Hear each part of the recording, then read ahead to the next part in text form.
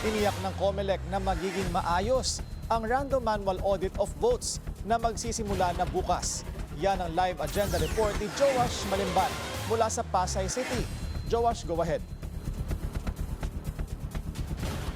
Willard, nagsagawa nga ng isang walkthrough yung Commission on Elections kasama yung random manual auditing dito sa Citadines Bay sa Pasay City. Para yan sa pagsisimula ng random manual auditing bukas at around 7 or 8 a.m. Itong random manual auditing kasi yung isa sa mga transparency measures ng COMELEC para sa nangyaring elections 2025. Ang proseso kasi rito, mayroong 762 randomly selected ballot boxes mula sa buong bansa. 3 boxes specifically from each of the 254 legislative districts yung bubuksan at mano-mano itong bibilangin yung mga balota sa loob ng ballot boxes na ito at ikukumpara doon sa printed election returns para makita kung tama yung nai-transmit ng mga ER doon sa mga election servers. Nung nag-walkthrough kami dito kanina, Willard, may 6 na ballot boxes na. 3 mula dun sa Mandaluyong, 3 rin sa Caloocan. Pero kanina, doon sa latest viewing dito sa may viewing room, may nakita na tayong at least 15 boxes na yung nadala rito.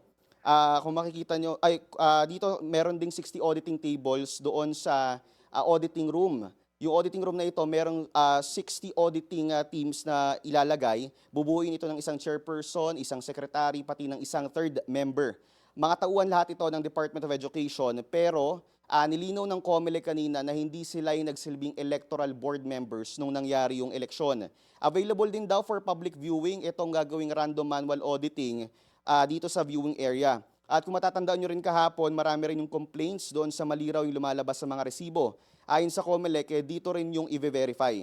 Sakali raw makakita ng 10 discrepancy sa isang clustered precinct, agad itong i-refer doon sa Technical Evaluation Committee.